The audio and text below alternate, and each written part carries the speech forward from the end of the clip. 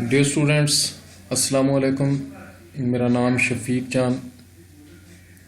آج ہم اردو کے حصہ نظم کی دوسری نظم نعت پر گفتگو کرنے جا رہے ہیں۔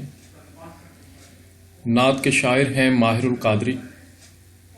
دور ان کا لکھا ہوا 1906 سے 1978۔ سب سے پہلے ان کا تعارف۔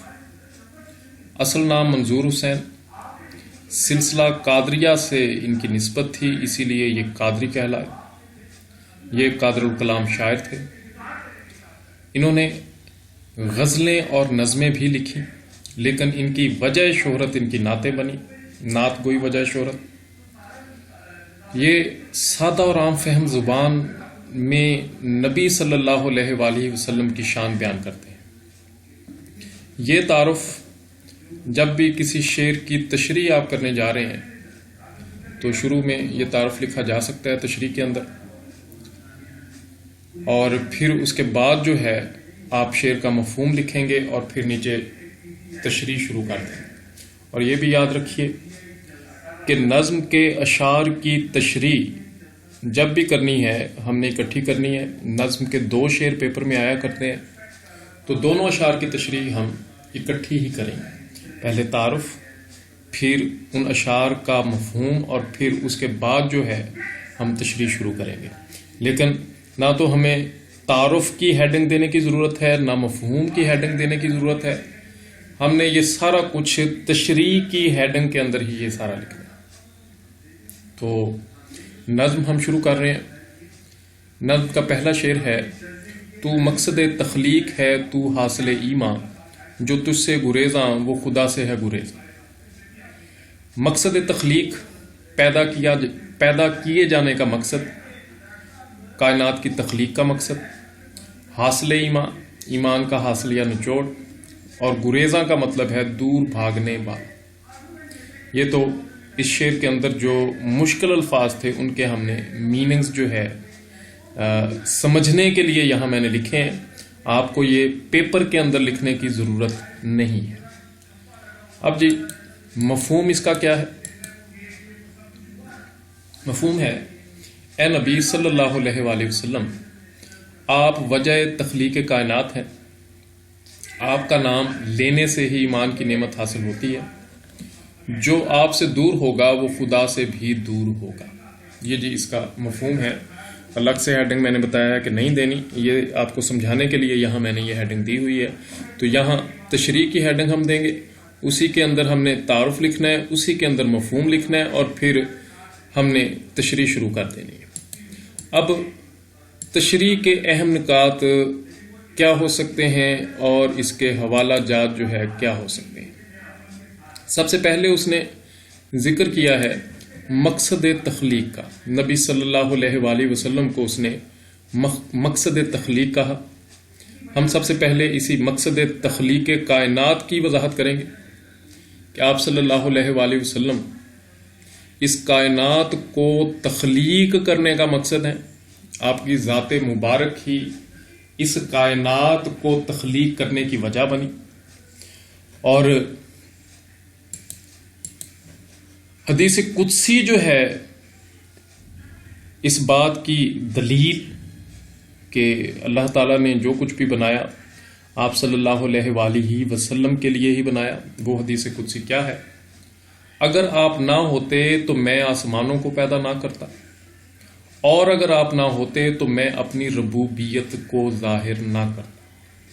پھر ایک اور حدیث قدسی ہے جس سے یہ ثابت ہوتا ہے کہ نبی اکرم صلی اللہ علیہ وآلہ وسلم ہی وجہ تخلیق کائنات ہے۔ وہ دوسری حدیث قدسی کیا ہے؟ میں ایک چھپا خزانہ تھا، میں نے چاہا کہ پہچانا جاؤں تو میں نے تمہیں پیدا فرمایا۔ یہاں ہم شعر ایڈ کر سکتے ہیں: سب کچھ تمہارے واسطے پیدا کیا گیا، سب غایتوں کی غایت اولا تم ہی تو ہو۔ غایت مقصد کو کہا جاتا ہے۔ یہ ہم نے وجہ تخلیق کائنات جو ہے اس کو ہم نے یہاں وضاحت کے ساتھ بیان کیا۔ اب اس شعر کے پہلے مصرے کے دوسرے حصے میں شاعر کہہ رہا ہے کہ تو حاصل ایمان، مطلب آپ صلی اللہ علیہ وآلہ وسلم کی ذات ہی کی وجہ سے ہمیں ایمان کی دولت ملتی ہے. یہاں میں نے پوائنٹ یہاں دیا ہوا ہے کہ نبی صلی اللہ علیہ وآلہ وسلم کی رسالت پر ایمان کے بغیر مومن نہیں بنا جا سکتا یا مسلمان نہیں بنا جا سکتا. ہم جانتے ہیں کہ کلمہ طیبہ دو حصوں پر مشتمل. سب سے پہلے تو اللہ کی معبودیت پر جو ہے وہ ایمان لایا جاتا ہے، اللہ کے معبود ہونے کا اقرار کیا جاتا ہے. پھر جب تک ہم نبی کی رسالت پر ایمان نہیں لائیں گے، محمد صلی اللہ علیہ وآلہ وسلم کو رسول نہیں مانیں گے، ہم مسلمان نہیں بن سکتے. تو قرآن مجید کی آیت اس کی دلیل میں آپ لکھ سکتے ہیں، جس نے رسول صلی اللہ علیہ وآلہ وسلم کی اطاعت کی گویا اس نے اللہ کی اطاعت کی، القرآن. پھر اشعار یہاں پہ شامل کیے جا سکتے ہیں. کامل نہیں کسی کا بھی ایمان تیرے بغیر، ہے رحمت خدا بھی گریزاں تیرے بغیر، اور محمد کی محبت دین حق کی شرط اول ہے، اسی میں ہو اگر خامی تو ایمان نامکمل ہے. پہلے مصرے میں سب سے پہلے مقصد تخلیق کائنات کی ہم نے وضاحت کی ہے. پھر ہم نے حاصل ایمان کی وضاحت کی ہے. اب یہ پہلا مصرع ہمارا مکمل ہم کہیں گے کہ دوسرے مصرے میں شاعر نے یہ کہا ہے کہ نبی صلی اللہ علیہ وآلہ وسلم سے دور ہونے والا خدا سے بھی دور ہو جاتا ہے. مطلب جو نبی کی تعلیمات پر عمل نہیں کرتا وہ اللہ تعالی سے دور ہو جاتا ہے، وہ اللہ کی ناراضگی جو ہے وہ مول لیتا ہے، اللہ اس سے ناراض ہو جاتا ہے. تو اللہ سے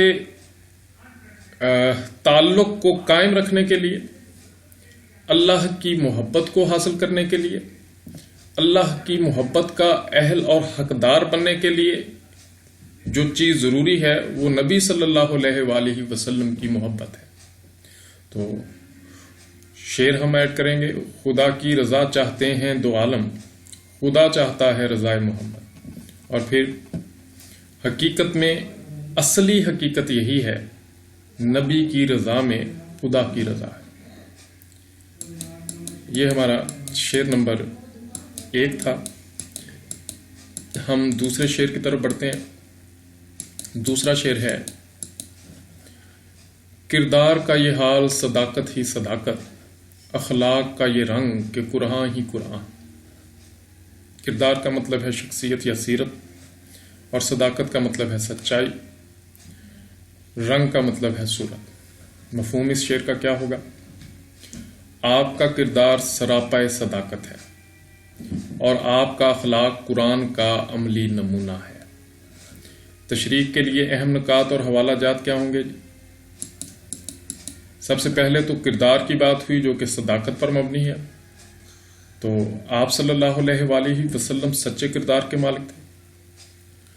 پورے عرب میں صادق اور امین کہلاتے تھے، اور لوگ اپنی امانتیں آپ کے پاس رکھوایا کرتے تھے. آپ کی صداقت کی گواہی آپ کے دشمنوں نے بھی دی. سب سے پہلے جب آپ نے اسلام کی تبلیغ شروع کی تو ایک چھوٹی سی پہاڑی پہ کھڑے تھے، قوم کو بلوایا اور ان سے پوچھا، اگر میں کہوں کہ پہاڑ کی پچھلی طرف سے دشمن کی فوج حملہ کرنے کے لیے آ رہی ہے، کیا آپ میری بات تسلیم کریں گے؟ تو سب نے بیک زبان کہا تھا کہ کیوں نہیں،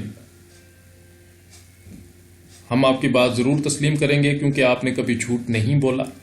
اور نبی صلی اللہ علیہ وآلہ وسلم نے یہیں سے تبلیغ کا سلسلہ شروع کیا اور کہا کہ میں اللہ کا نبی ہوں، اللہ ایک ہے.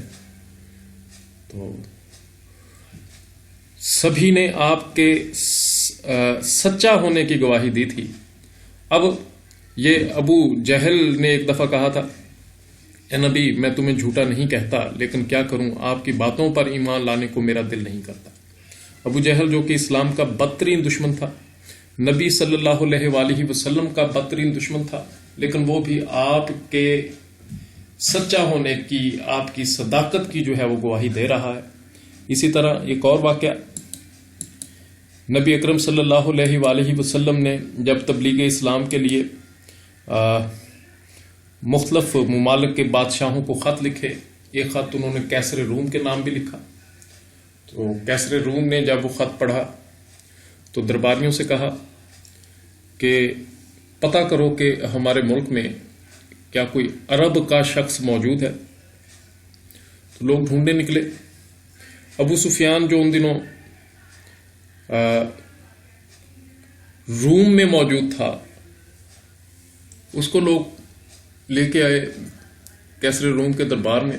تو کیسر روم نے بہت سے سوال اس سے کیے، جن میں سے ایک سوال یہ بھی تھا کہ کیا وہ نبی جس نے آپ کے عرب میں نبوت کا دعویٰ کیا ہے، کیا اس نے کبھی جھوٹ بولا ہے؟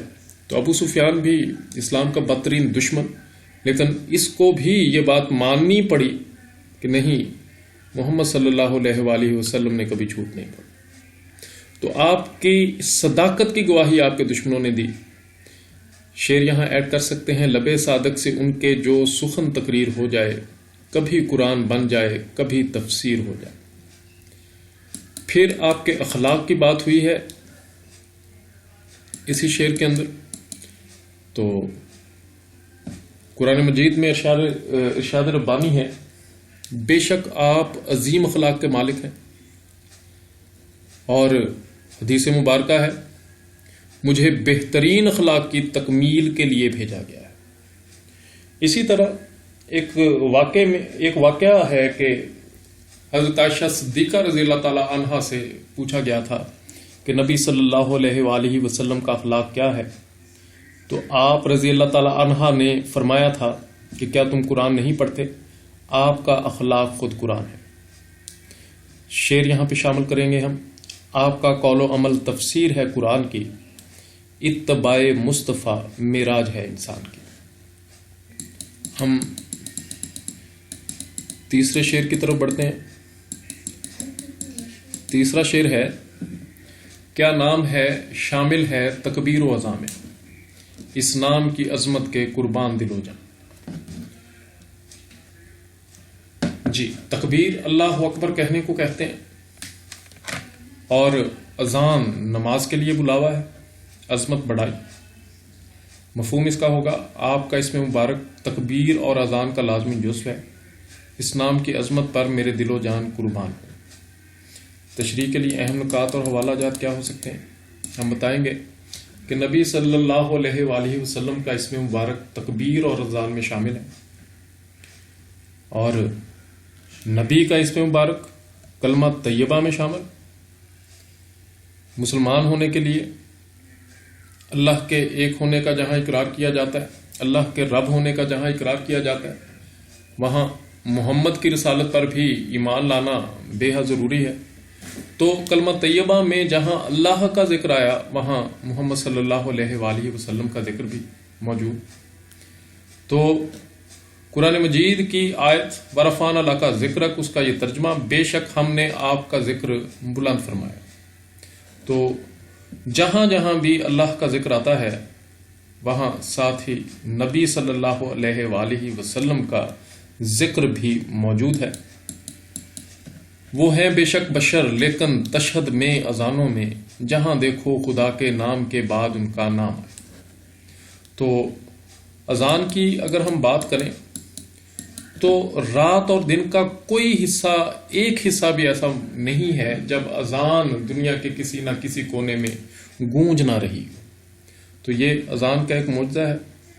دنیا میں تقریباً اس وقت 62 اسلامک کنٹریز، 62 اسلامی ممالک۔ تو اگر ہم مشرقی حصے سے بات شروع کریں تو ایک ملک میں جب اذان فجر ہو رہی ہوتی ہے، لوگ نماز فجر کی تیاری کر رہے ہوتے ہیں، تو اسی طرح ملک کے کسی دنیا کے دوسرے کونے میں، کسی دوسرے ملک میں لوگ نماز عشاء کی تیاری کر رہے ہوتے ہیں۔